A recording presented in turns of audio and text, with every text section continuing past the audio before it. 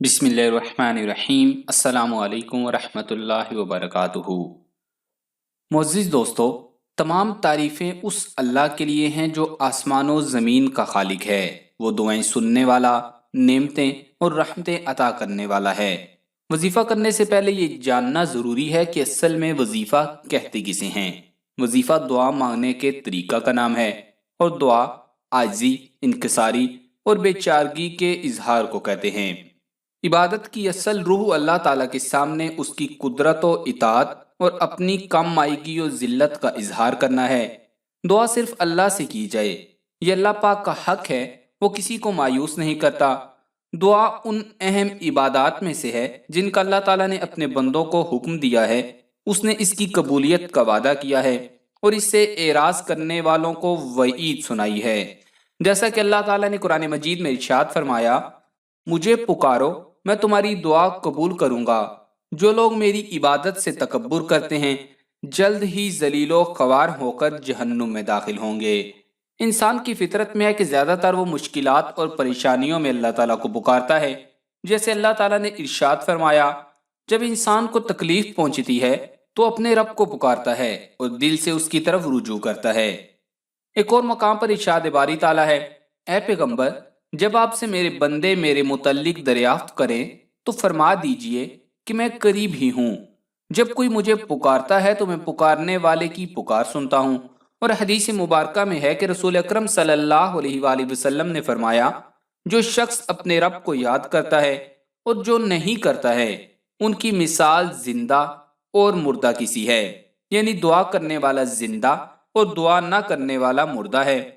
ایک اور جگہ آپ صلی اللہ علیہ وآلہ وسلم نے ارشاد فرمایا، حضرت سلیمان رضی اللہ تعالیٰ عنہ سے روایت ہے کہ نبی کریم صلی اللہ علیہ وآلہ وسلم نے فرمایا، تمہارا پروردگار بہت باحیا اور کریم ہے، اسے اس بات سے حیا آتی ہے کہ اس کا بندہ اس کے سامنے اپنے دونوں ہاتھ پھیلائے، پھر وہ اس کے ہاتھ خالی اور ناکام لوٹا دے۔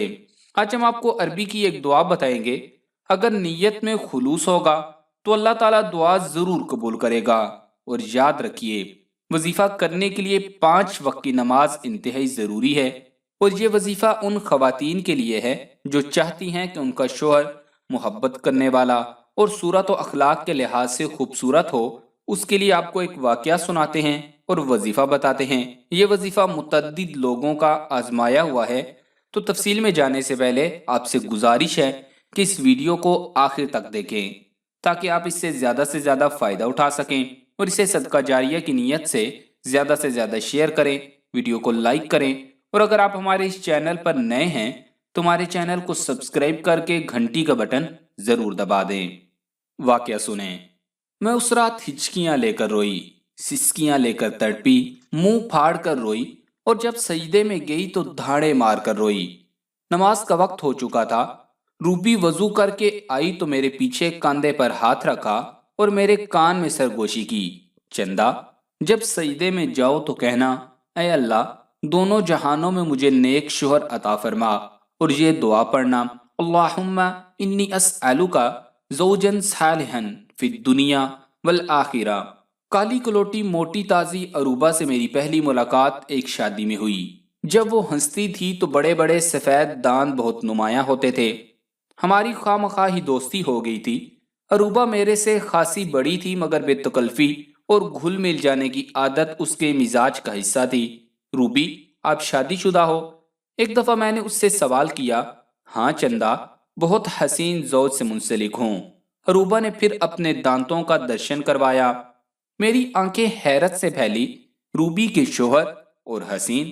ہاں، اور جتنی محبت ان کو مجھ سے ہے جہاں میں شاید کسی کو کسی سے نہ ہو۔ روبی نے ایک اور دھماکہ کیا۔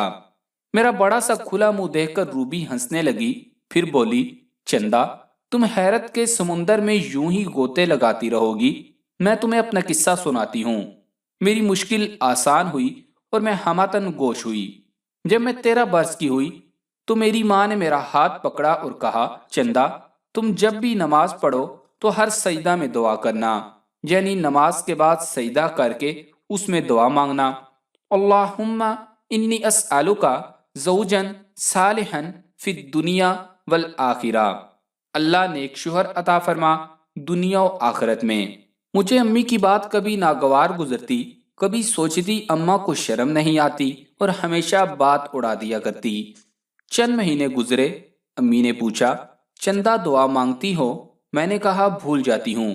پھر میری ماں وہی کچھ کرتی جو میں تمہارے ساتھ کرتی ہوں، نماز شروع کرتے وقت مجھے یاد دلا دیتی، یا کبھی دوران نماز بھی کہتی اللہ امی پر رحم فرمائے۔ روبی کی آنکھوں سے اچانک موٹے موٹے آنسو ٹپک پڑے۔ روبی کو اماں کی یاد آ گئی تھی۔ میں غیر ارادی طور پر اس دعا کو پڑھنے لگی۔ روبی نے آنکھوں سے آنسو صاف کرتے ہوئے بات جاری رکھی۔ پھر یوں ہوا کہ میں نے 6 برس تک یہ دعا پڑھی۔ سب سے پہلے جو تبدیلی آئی وہ یہ تھی کہ رب تعالیٰ نے میرے دل کو یقین سے بھر دیا کہ میرا مستقبل بلا شبہ تابکناک ہوگا۔ مجھے یقین ہو چکا تھا، اور پھر مجھے جو بھی مسئلہ ہوتا میں دعا سجدے میں ہی کرتی، اور اس یقین سے کرتی کہ دعا شرف قبولیت پا چکی ہے۔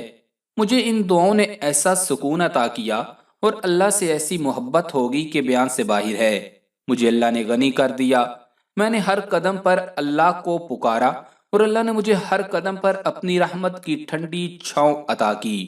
ایسا لگ رہا تھا روبی سراپے دل بن چکی ہے۔ اس کے منہ سے نہیں، دل سے صدا آ رہی ہے۔ اور اس کے بعد اللہ نے ایک نہایت نفیس، نہایت خوبصورت، کمال کی سیرت والے انسان کو میرا ہمسفر بنا دیا۔ روبی سانس لینے کو رکی اور پھر بولی خبیب کو اللہ نے میرا ہمسفر بنا دیا۔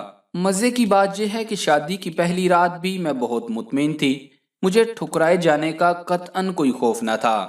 لوگ حیرت سے انگلیاں دباتے ہیں کہ کہاں خبیب جیسا حسین شخص اور کہاں تم، مگر یقین جانو مجھے اس بات نے ایک دن بھی پریشان نہیں کیا۔ روبی مسکرا رہی تھی۔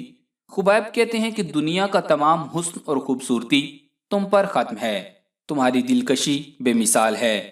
لوگوں کے نزدیک اگر تم کالی ہو تو میں کہتا ہوں کہ دنیا کا سب سے خوبصورت رنگ سیاہ ہے۔ میرا منہ جو پہلے کھلا تھا اب مزید کھل چکا تھا۔ روبی ایک بار پھر ہنسی، میرا منہ بند کر کے بولی چندہ تم ہر سجدے میں دعائیں مانگ کر تو دیکھو، دنیا و آخرت کی مسرتیں اللہ تمہارے نام کر دے گا۔ میرا منہ بند ہو چکا تھا، آنکھیں چمک اٹھی تھی۔ چندہ کبھی پریشانی آ جائے یا سراپا سکھ ملیں، شرط ہے کہ تم دعا نہیں چھوڑو گی۔ میں نے خبیب کی بے مثال محبتوں کے باوجود کبھی بھی سجدے میں دعاؤں کو ترک نہیں کیا کہ مجھے آخرت میں بھی زوج صالح چاہیے، اور زوج صالح انہی کو ملے گا جن سے رحمان راضی ہو کر اپنی جنتوں کا امین بنائے گا۔ میں نے سر ہلایا تو اس نے کہا لڑکی سنو، اگر تم اللہ کو اپنی خوشیوں میں بھول گئی تو آزمائش میں پریشانی اور بے یقینی کا شکوہ نہ کرنا۔ کیا مطلب روبی؟ انسان تو بھول ہی جاتا ہے۔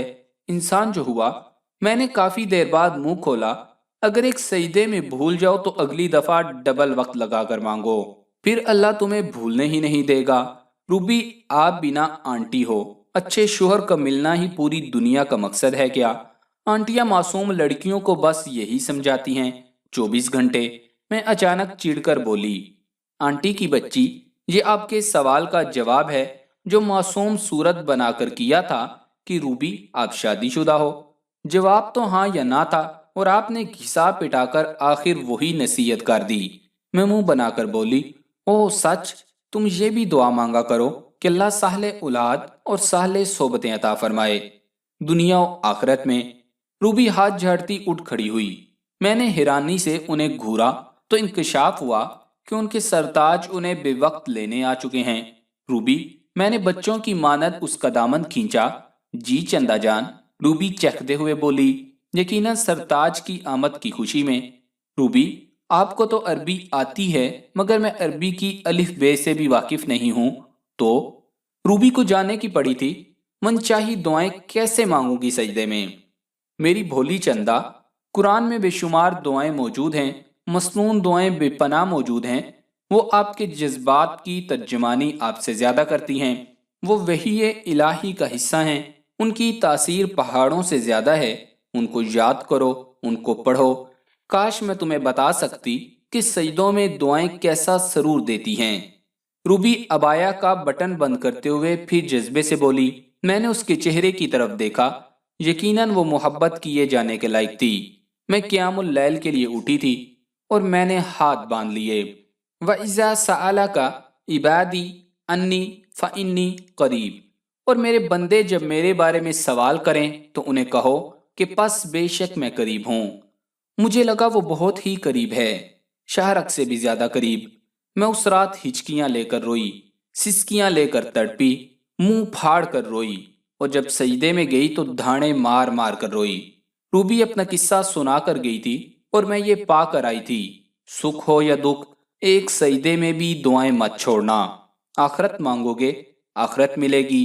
दुनिया मांगोगे, दुनिया मिलेगी। दोनों मांगोगे, दोनों मिलेंगी।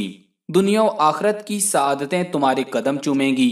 ये तुम्हें हर खौफ से बेनियाज करेंगी, तुम्हारे दिल को मोहब्बत और यकीन से मुनव्वर कर देंगी, तुम्हें गनी कर देंगी, तुम्हें सैराब कर देंगी। माँ सिवाय अल्लाह तुम्हें हर चीज से बेनियाज कर देंगी। और सुनो, आज मैं भी यही कहती हूँ, काश मैं आपको बता सकती कि सजदों में दुआएं कैसा सरूर देती हैं। एक दफा जुबान से निकलता है अल्लाह, तो आंखों का सैलाब अपने सारे बंधन तोड़कर बह निकलता है, जैसे महबूब को सारी दुनिया की शिकायतें लगाने आए हों या महबूब का शुक्र अदा करने आए हों, और फिर सारे जहां का सुकून मिल जाता है। तो मोअज़्ज़िज़ दोस्तों और बहनों, जब भी नमाज पढ़ें तो सजदे में दुआएं पढ़ें। इंशाल्लाह इस सूरत में दुआएं कबूल होने के ज़्यादा चांसेस होते हैं। और दुआओं में दुनिया की अच्छी ज़िंदगी और आखरत का सुकून ज़रूर मांगें। कब्र के मुतल्लिक दुआएं करें कि अल्लाह ताला अज़ाब कब्र से हमें पनाह दे, क्योंकि वो पहली सीढ़ी है। अगर पहली सीढ़ी ही सही नहीं होगी तो हम आगे कैसे जाएंगे। जब पहली सीढ़ी पर सही कदम पड़ेगा तो दूसरी सीढ़ी तक भी पहुंच पाएंगे। इसलिए दुआ करें कि अल्लाह ताला हमें कब्र में भी राहत दे, आखिरत में भी राहत दे, और दुनिया में भी आजमाइश से बचाए। तो इन वज़ाइफ को करें, खुद भी करें, और इसे ज़्यादा से ज़्यादा लोगों तक पहुंचाएं ताकि वो भी इनसे फ़ायदा उठा सकें। और वीडियो को लाइक करना मत भूलिएगा। जज़ाकल्लाह।